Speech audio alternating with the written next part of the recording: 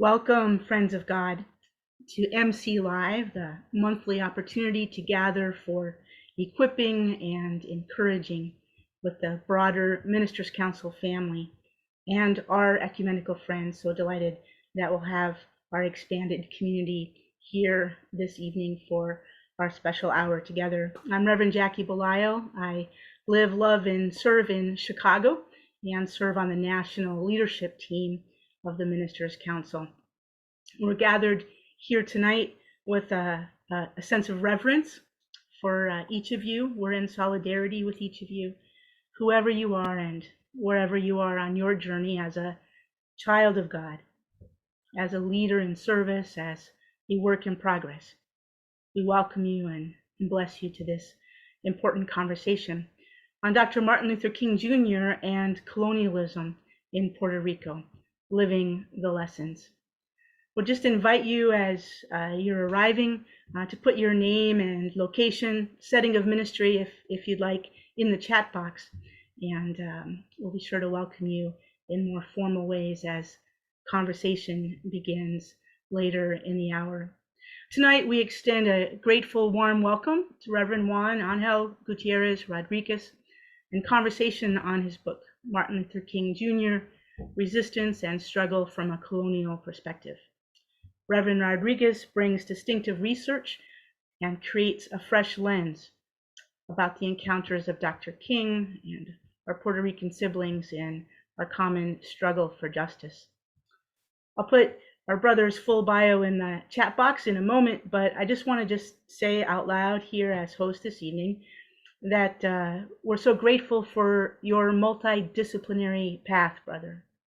Political science and sociology, masters in theology and MDiv, doctoral work in theology and philosophy, mediation work, OSHA training, your international experience as pastor, chaplain, missionary, mediator, educator. Tonight, we're grateful that you said yes to all of these in which the Holy Spirit has formed you, as well as, of course, your deep and enriching family and friendship relationships. These diverse contexts in which you've invested in cultures of peacemaking and human rights and truth-telling. We're especially glad, brother, that you said yes to and completed the chapter as author, the first chapter or second chapter as author. I'm grateful that you're with us tonight. Friends, just a couple housekeeping notes. We are, as you might have noticed, recording our session in order to be able to share it more broadly with others. And so, of course, we ask for you to be muted or off camera if you prefer that. Juan will share with us a bit of the journey of the why of this book and its content before we turn to formal Q&A. If you're led with a time-sensitive question, place it first in the chat box. We'll catalog those, but don't hesitate if the Holy Spirit says to interrupt him, because he said he'd be glad to pause and address those live. Juan, with that, I'll turn it to you, and we're so grateful in advance for what you bring tonight. I am very grateful for the invitation. It is always complicated to be able to promote a book in a language that most of the people cannot speak. It's tough, but as you will see, the origin of the books make it that the importance of the Spanish first. Hopefully, we will be able to do the translation. But I'm really, really grateful for all of you to be here. Like Jackie said, I'm just going to go over some things. I'm not going to get in depth in some things. I just want to cover a little bit, and then I would like to open for talk about what do you think, your opinion, whatever you need, that we can develop a conversation, and that is more important than anything else at this moment. I'm going to share with you a PowerPoint that I have. Yeah, here we are. You can, we all can see it. Give me a sec.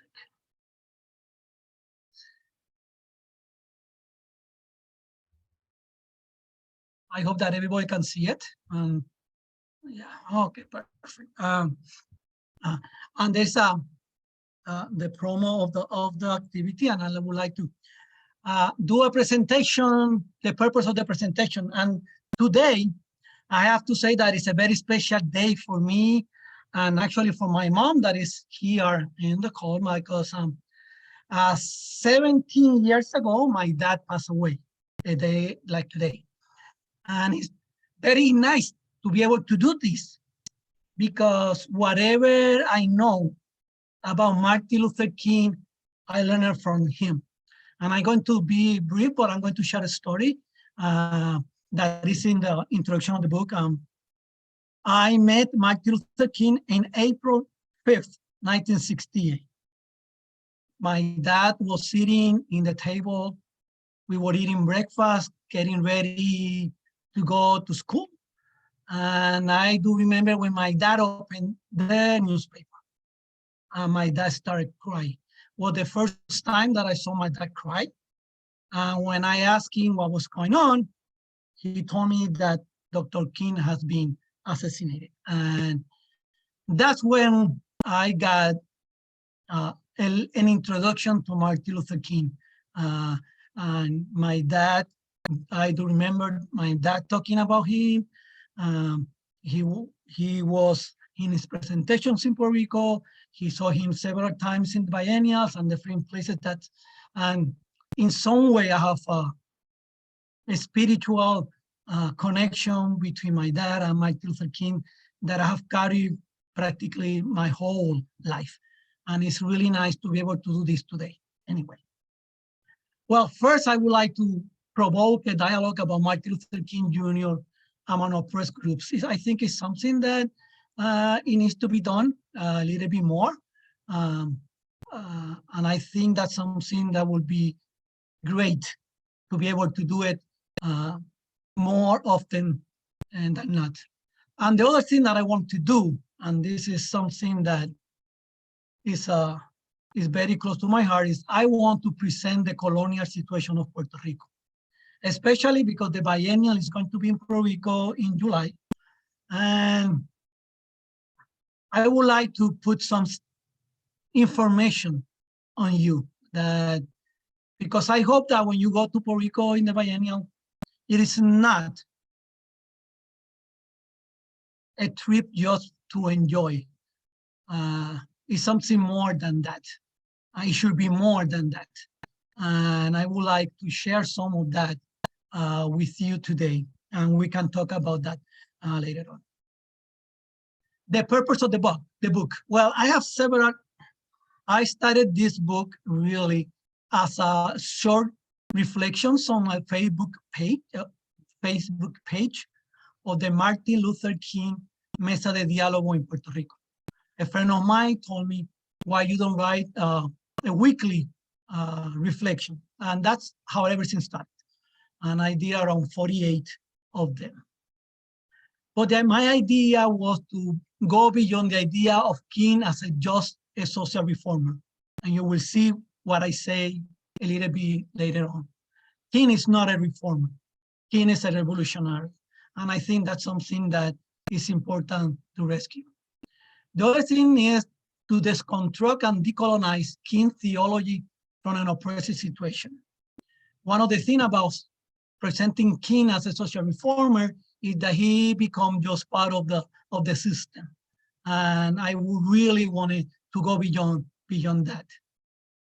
Also, I wanted to present an alternative evangelical theology to the colonial, conservative, and fundamental evangelical theology in Puerto Rico.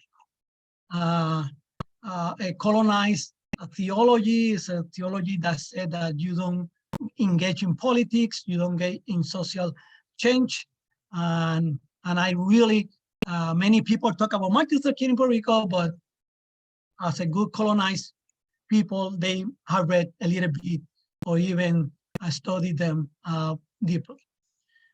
The other thing is I wanted to show a non-violent but committed approach to social justice struggle. Many people think that non-violent resistance, it is not worth anymore. That doesn't have any context.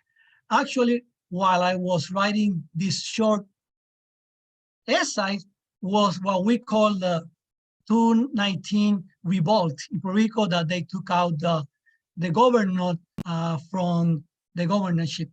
And most of these activities were not violent, actually, activities. And also to open a dialogue with social and political groups about the struggle for liberation and justice. At least in Puerto Rico, is a very divided country about the way to do social justice, especially what I call the left groups.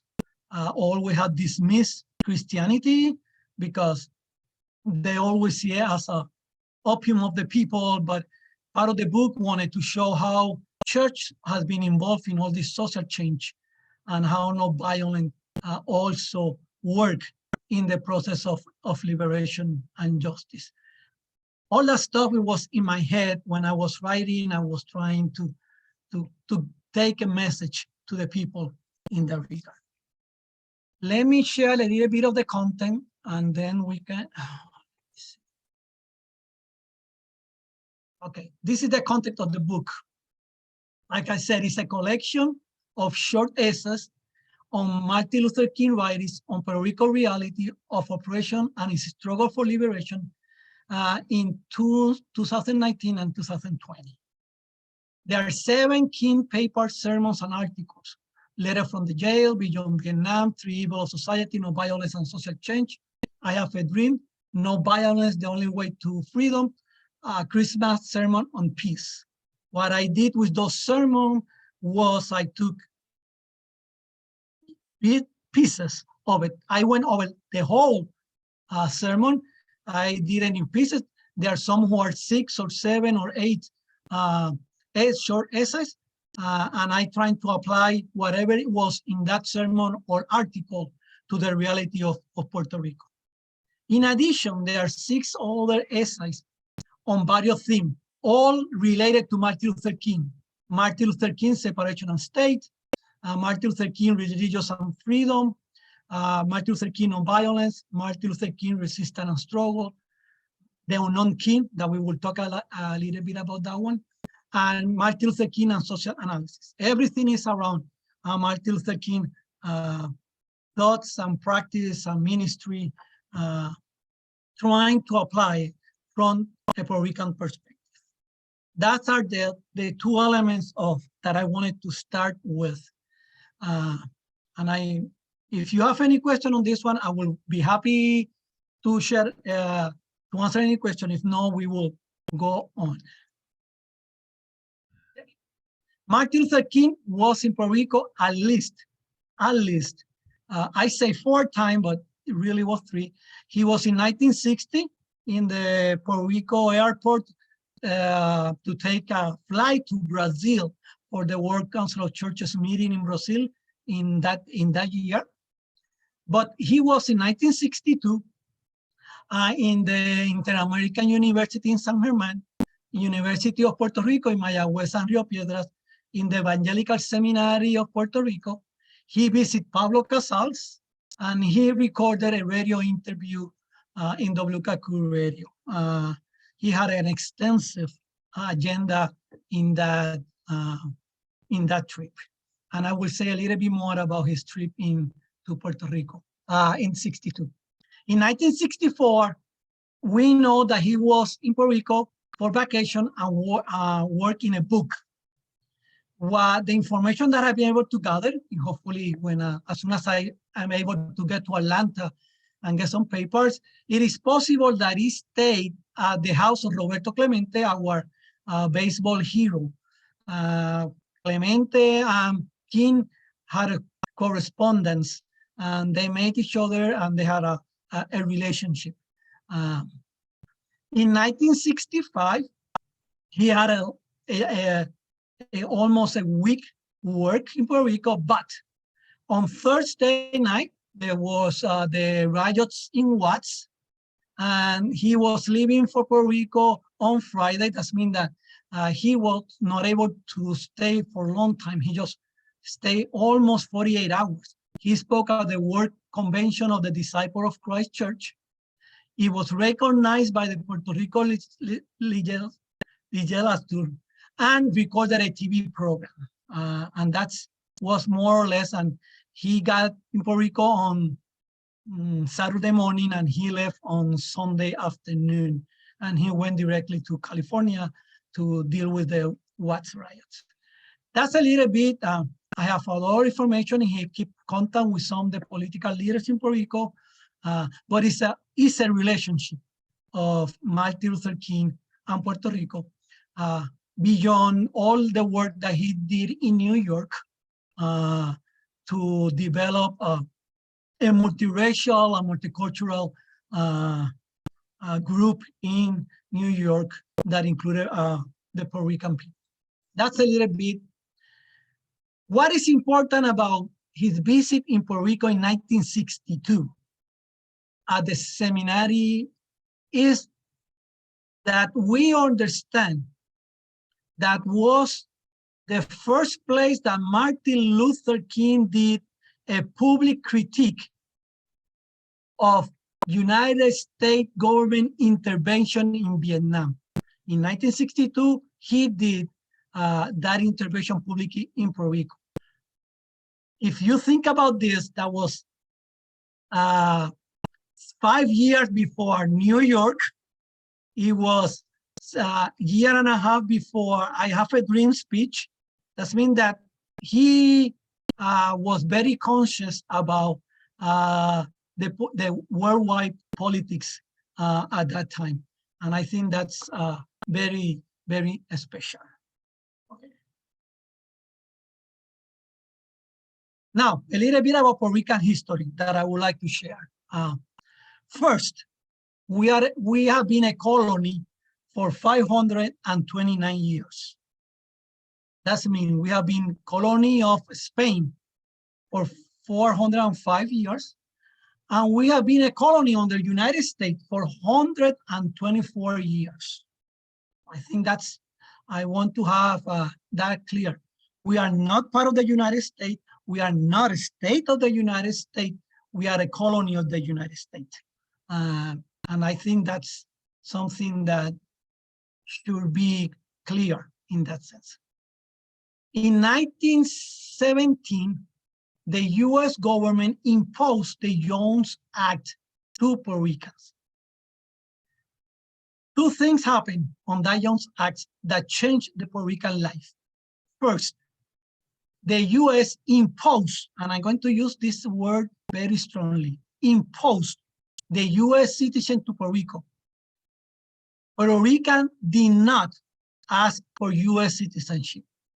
Even our governor, all the people in the government wrote a letter to the United States president rejecting the US citizenship. But it was imposed anyway.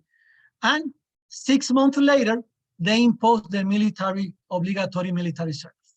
And then our people started to go to all the wars of US after 1970.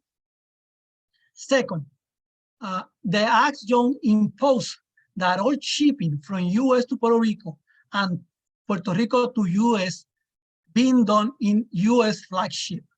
And this is very, very important to understand, and because that means we know the shipping US flagships are the most expensive one in the whole world and the most ineffective one too.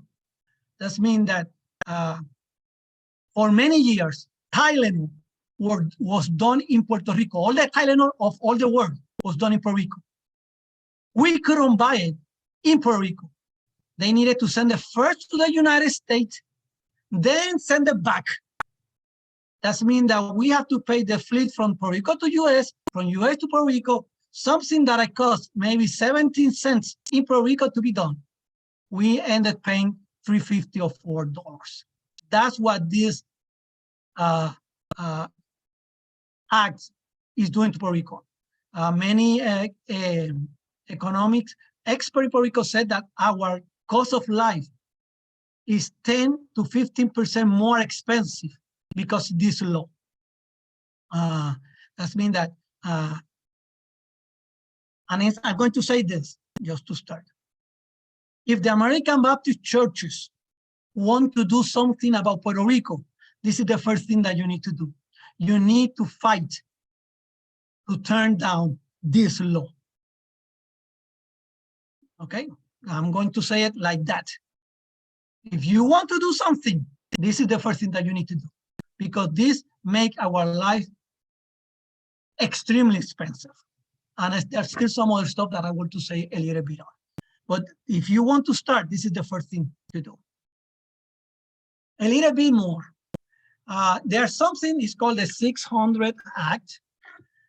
And it was an act that the US Congress decided that to allow the Puerto Rican people to develop its own local constitution. But in the act said exactly what needed to be done in the constitution. Okay, if that is not colonialism, I don't know what else you can ask for it. They ask how, they say exactly what needed to do the constitution. Even when we needed to present the Congress to accept that constitution,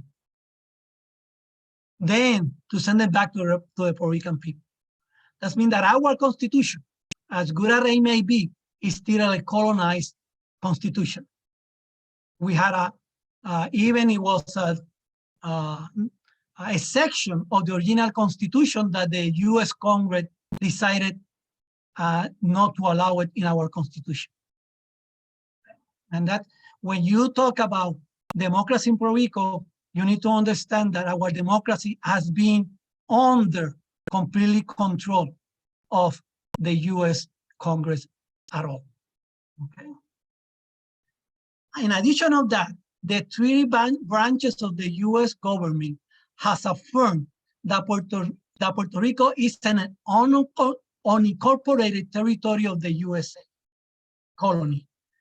I don't know if you understand your language in your constitution, but the US Constitution do not allow to have colony. But there are some brilliant people decided that instead of not calling colony, we will call it unincorporated territory. It's the same thing, just exactly the same thing.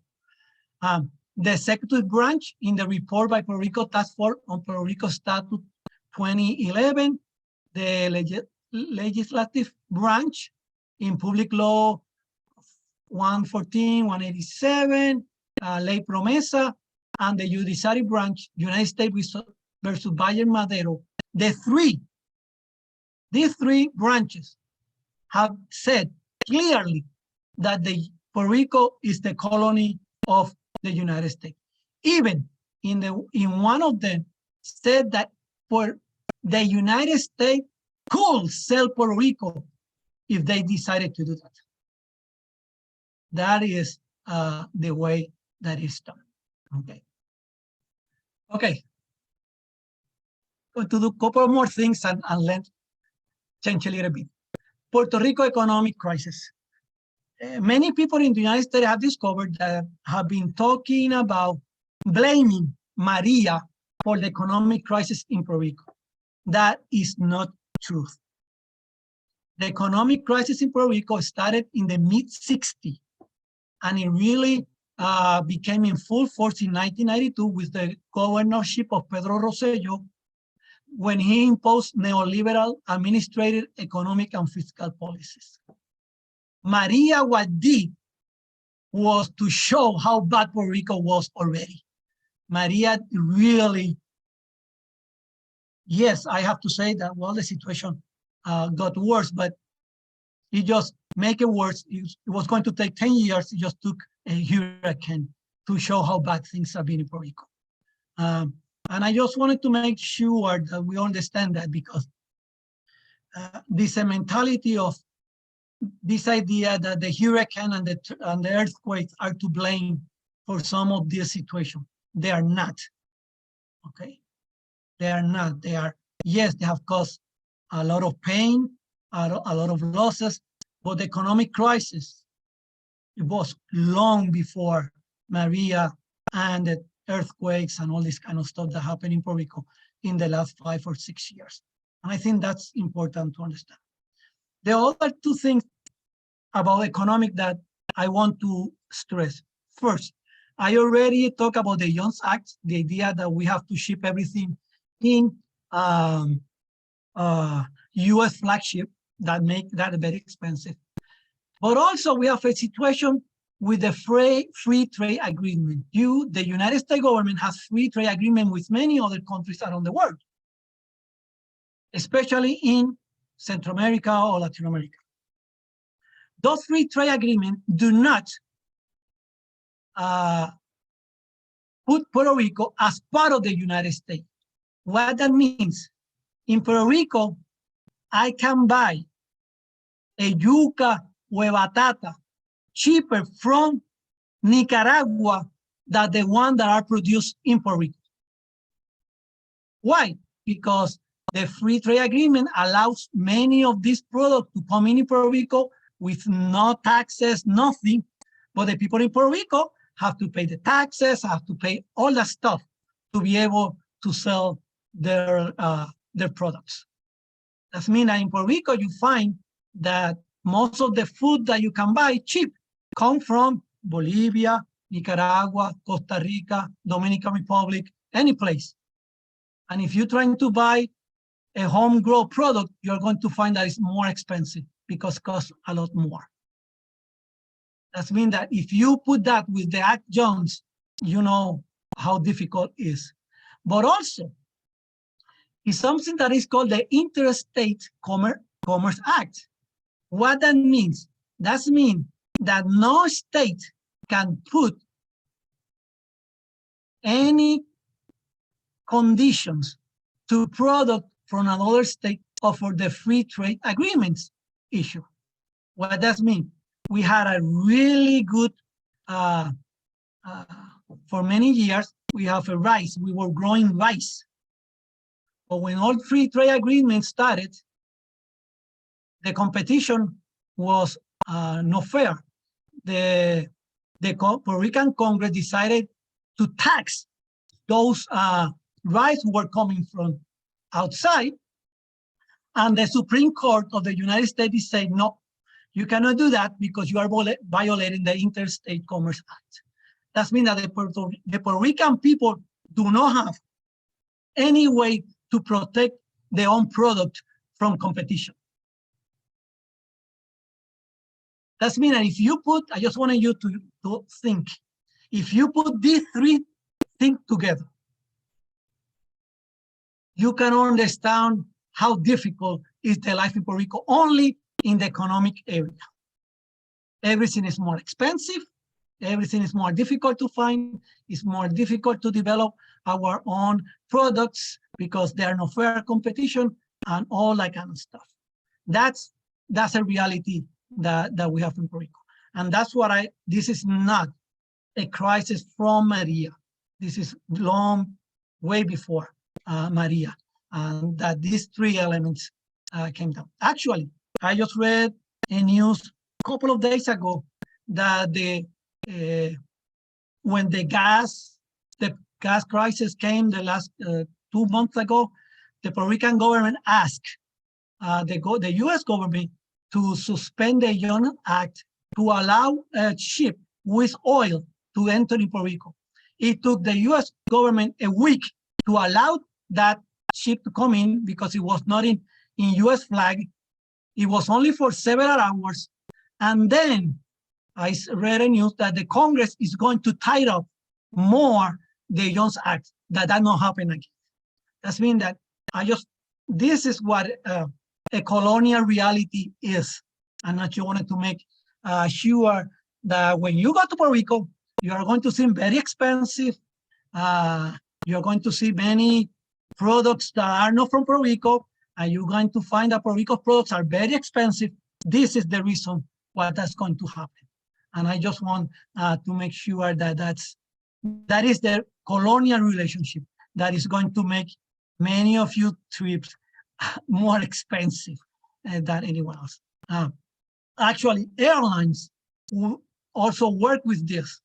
Sometimes Puerto Rico flights are national and other times are international. They decided how it's more convenient for them to do it. And that's affect flying too.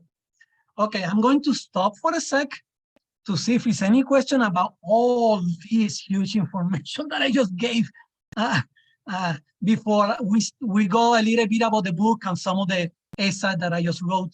But I just wanted to make sure that is not any question, because I would like to be able to answer any questions on this. If anyone has it, I will be more than happy to do that. Jackie, I think I see. Yeah. Juan, this is Jackie. So I'm gonna sit on a couple of questions for a few minutes, but I would just want to say you stirred in my heart.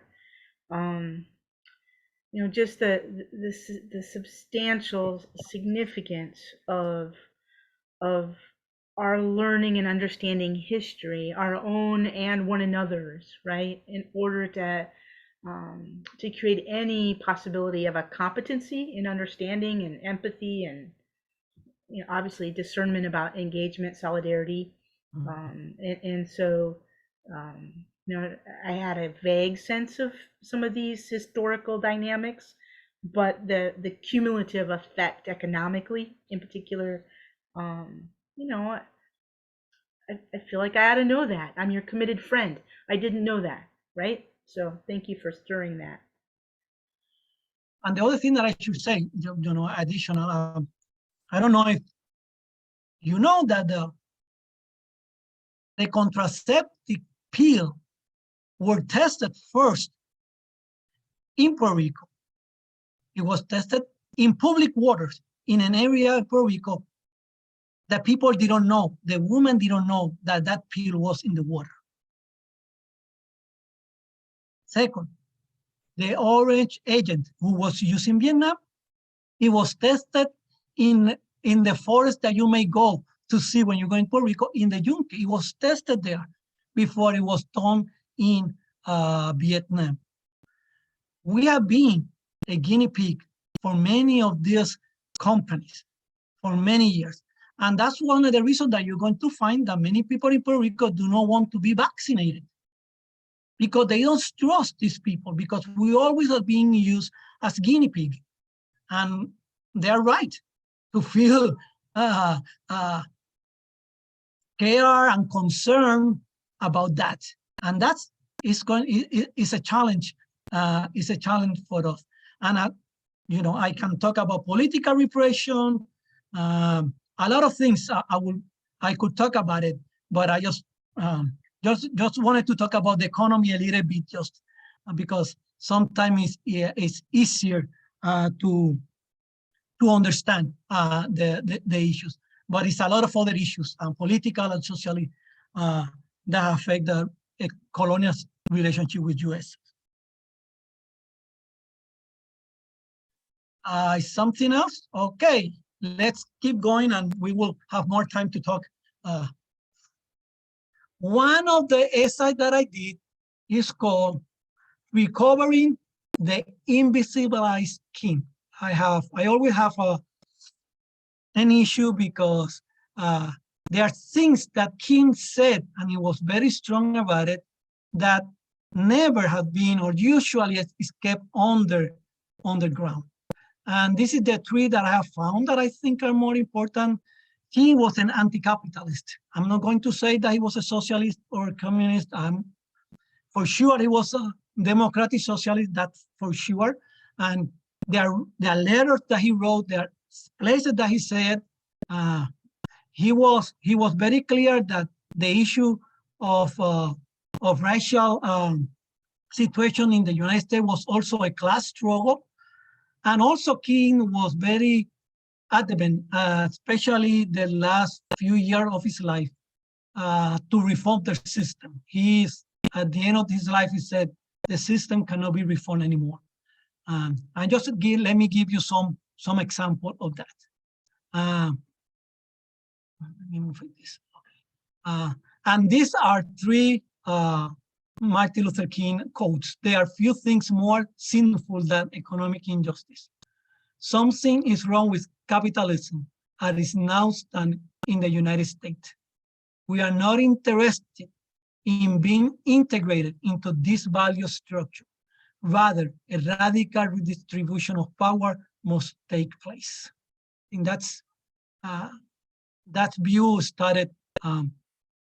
People have talked about Martin Luther King anti-capitalist ideas in the last few years of his life, but that's not completely true. There are essays on his college and seminary where he clearly stated that he was an anti-capitalist. That's it's not was something that he did develop in the last few years of his life. That was something that was there, and it was developed in time. The other one is class struggle king. We are dealing in a sense with class issue, the goal between the have and the have-nots. Capitalism was built on the exploitation of the black slave and continues to thrive on the exploitation of the poor. And King, the anti-reformer. But one day we must come to see that an 85 which produced beggars need to reconstruct it. American, you must born again. It's easier to guarantee the right to vote than it is to guarantee an annual income or create jobs. Sadly, for some reason, I lost the last slide. If you give me a sec, let me check, because I had another slide. If not, I will do it by heart, but I don't know what happened here, and it was supposed to have another slide, and it didn't. Oh, I think it's gone. Yeah, it is gone. It's imprinted on your brain and your heart, though. Right? Yeah, no, and I have it here too. I did a hard copy. I always trying to. Yeah. What I did, the last one, what I want to show you, the way that I approach the "I have a dream" speech. We usually have the "I have a dream" speech for the last 3 minutes of the speech, but I hope that you know that that was a larger speech, and the "I have a dream" part was not part of the original discourse. It was not. And in one of his biography, King said that that was something that the spirit gave to him at that moment. I think the "I have a dream" part cannot be understood if you don't read and study the first part. Because the "I have a dream" is built on what he said before. And what I found out, at least my reading, is that in that speech, King give us a foundation for resistance. And let me give you the one that I have. I had it in the PowerPoint, sorry. First, the first element for resistance is a new reading of history. The first part of that speech, what King does is to reinterpret US history. And for the oppressed people, we need to learn to reread the history of ourselves, of our people, and our countries. And I think that is very important. Second, reclaim our rights. The idea, the only way to resist the system is to reclaim our rights. The third one, and this is the one that I love most of it, the urgency of the now. King always said, we have to do this now. This idea of the people telling the oppressed people, wait, wait, wait, wait the new governor, wait the new president, wait the new Congress. They always wait. And Martin Luther King was very critical about that idea of making people wait. things have to be done now, especially when human lives are at stake. And second, the fourth issue is no violence, the idea of that no violence work. And if it's done correctly, it works. And one of the things that I do in the book is when I talk about this, I go over what happened in 2019 in Puerto Rico in the summer of 2019 and how everything that King said to do to have a successful campaign was done in Puerto Rico. It's incredible. I don't know if someone knew about it or whatever, but was something that happened. And I think that's very important. The other elements are no rest. We are not in the struggle for justice and freedom and liberty and inclusion. There's no rest. We need to do it every single time of our life. Even when we are resting, even when we are enjoying ourselves, we need to make sure that our struggle keep going. And that I think is very important, at least for me. The other elements are unity. King worked on unity a lot. It was tough. If you have read anything about the struggle of the 60s and 70s, the difficulty of unity was a challenge. In my country, it's a challenge, a huge challenge. There are 255 different organizations doing the same thing. It's just incredible how, how the unity is really doing a lot of damage. Never be satisfied. King was really, really good about this. Do not be satisfied. We cannot be satisfied until everybody have the whole rights and freedom and liberty, being inclusive, being part of it. And I think this is really important. We can never be satisfied because I just got this or I just got that. Because it's not only about me, about my rights. It's also about the rights of my fellow human beings, whoever they are, wherever they are. And I think that's really something that he was pretty cool about it. He always thought he was not only thinking about Black people in the United States. He was very concerned about Africa. He was very concerned about people in Latin America.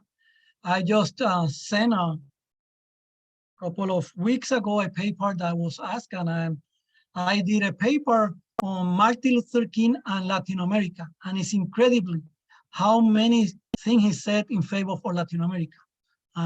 He even was against the invasion of the US in Cuba, and he was against the embargo to Cuba. And that's, I think that we don't know about King that need to be known. And lastly, maybe the most important is hope. King always pushes to have hope, that we need to have hope. That, we may not get there to the promised land, but we have seen the promised land because we have a promise of that. And I think that's, from my perspective, I'm 62 years old. I wish that someday before I die, I will see my country be free. I may not see it, but I'm sure that it will happen someday. And I think that's the thing that moves us to have hope that even if we don't see it, it will happen. And that's, I think, is nothing more powerful than that certainty that will happen. Thank you, Juan, so much for that. Friends, we do have significant time here left before the top of the hour. If you'd like to ask some questions or share comments or thoughts that Juan has stirred up, go ahead. Marie, was that you? There was a hand. Who wasn't? Maybe it was an accidental hand. Yeah. I was triggered and resistant to your sentence about there is no rest. I know. I guess that yes. So maybe so we should be sobered by the witness of Dr. King and his contributions to our resilience and struggle. Um, what would his student Juan say about what he meant by that and didn't mean by that? Hmm? Okay, I think the idea of the rest is that we cannot give up. Yeah. Never we can give up. That we are going to have many defeats. Martin Luther King knew about what defeats were, but he never gave up. And he was willing to go beyond some of those defeats, learn from them, but keep going, keep going. And I think that's something that we should not let defeats to defeat us. This is a long struggle. I just finished a Bible study on Revelation with my congregation, and you can see, we cannot give up. Just we need to keep going because God is with us, and at the end, we will have get the promised land. And I think that's what I really wanted to say. No rest means you don't give up. You don't give up. That you need to keep going in the midst of the difficulties and challenges of any type of a human rights struggle or human struggle in that sense. I know that Jackie was going. I know that one was going to be tough on you, but yeah, thank you for asking.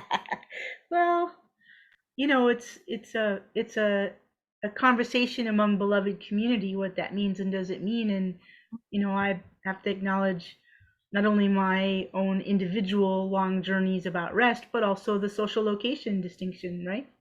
And that means something different. Yeah, no, I Other understand. questions, comments?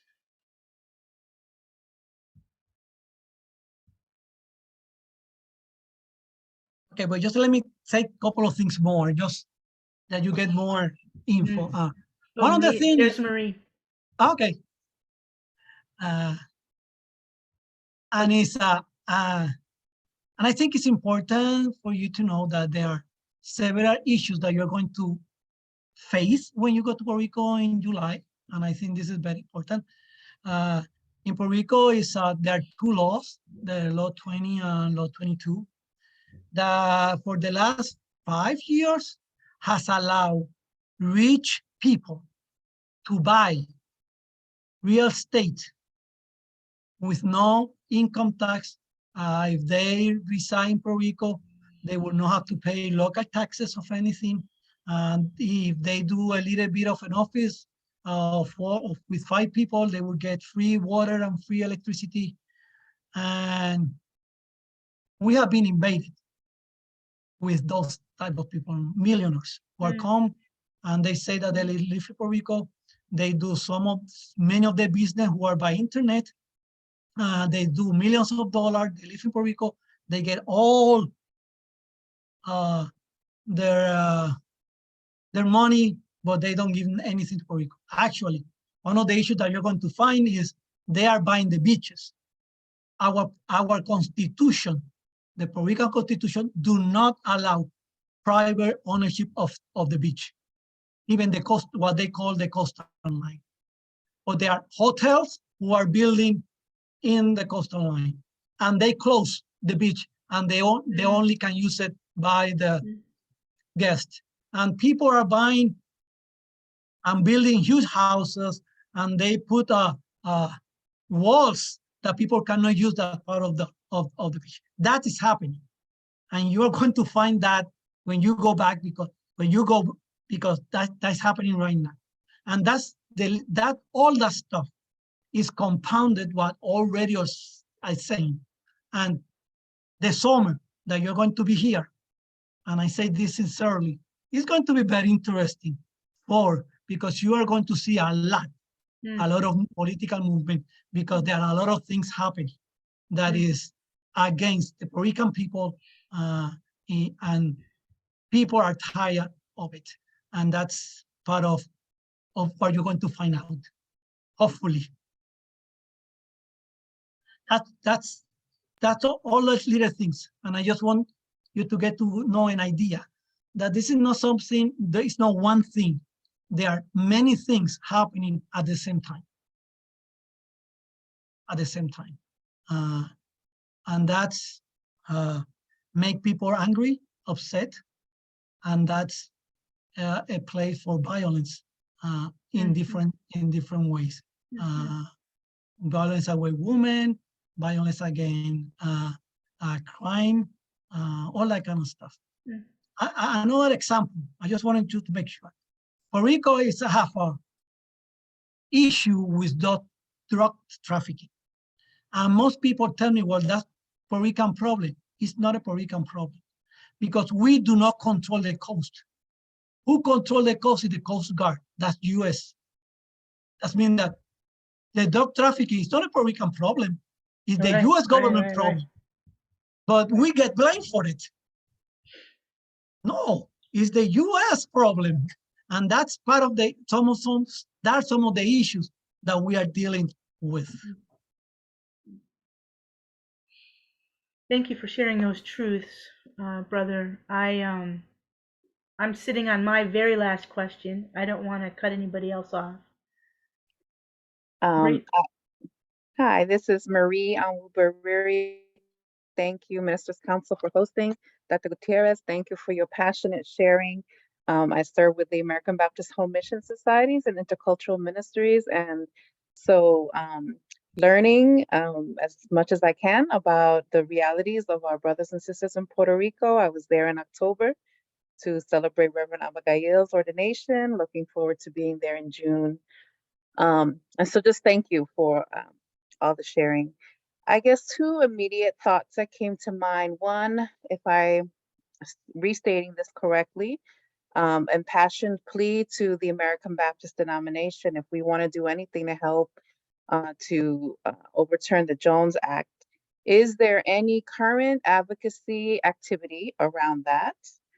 So that would be one question.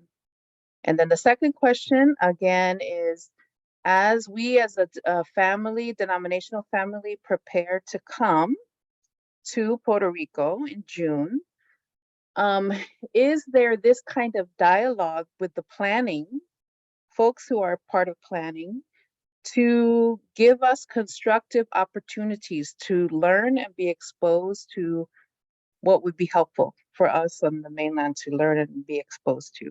Is that part of the intentional planning?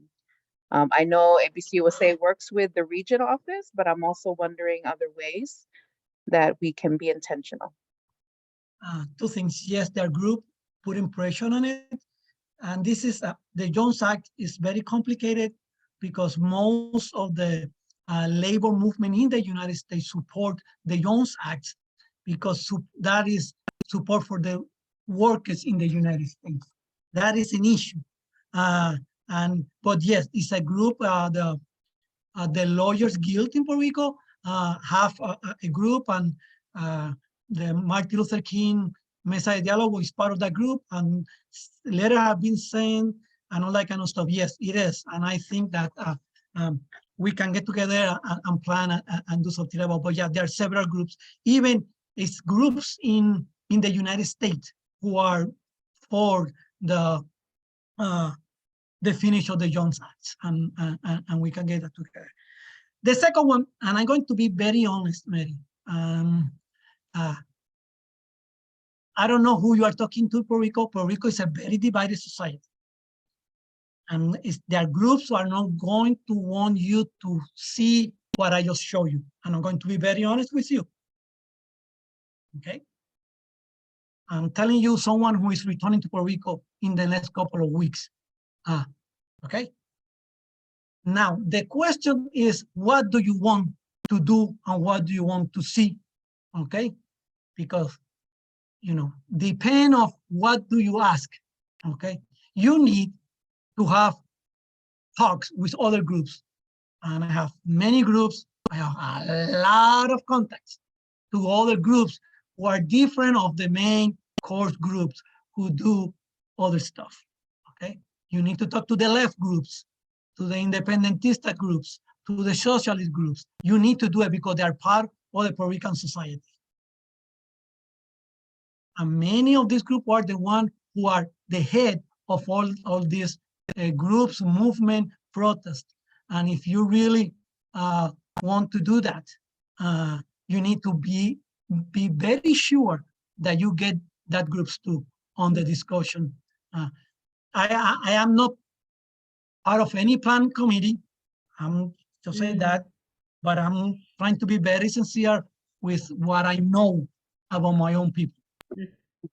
That sounds like an invitation, friends, to be grounded in the Pentecost story, which I know Sister Marie has offered deep reflections on with us and others. Marie, anything to follow up on that? Yeah, I just want to thank you because it just prompts me to take initiative to ask questions within the groups that we're doing planning for particular pieces. And so great, thank you. I've just raised my awareness. Thank you. Yeah. Well, again, thank you so much, brother. Some warm clapping. I will put maybe one, if you could put one of your email addresses in the chat box. Yep. If people wanted to follow up with you later.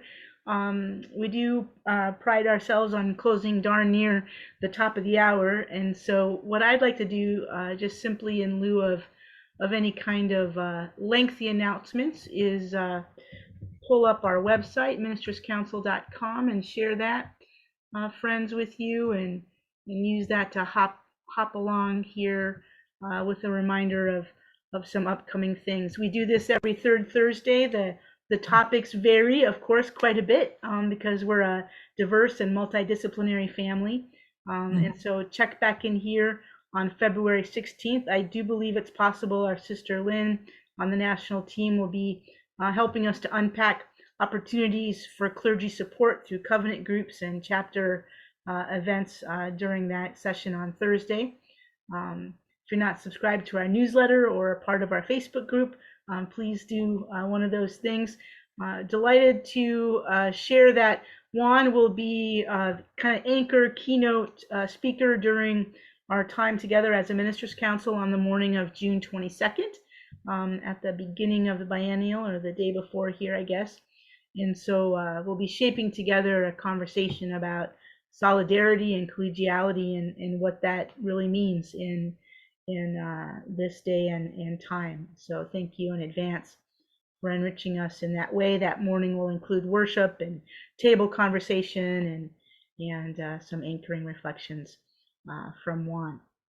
And please explore around the website if you haven't recently, and consider joining us for this important journey this year. Before we part in prayer, I would just open up, and maybe I'll tap her to pray. Our colleague Sarah Strasselkegi is on the national leadership team. You got a prayer buddy there with you, even.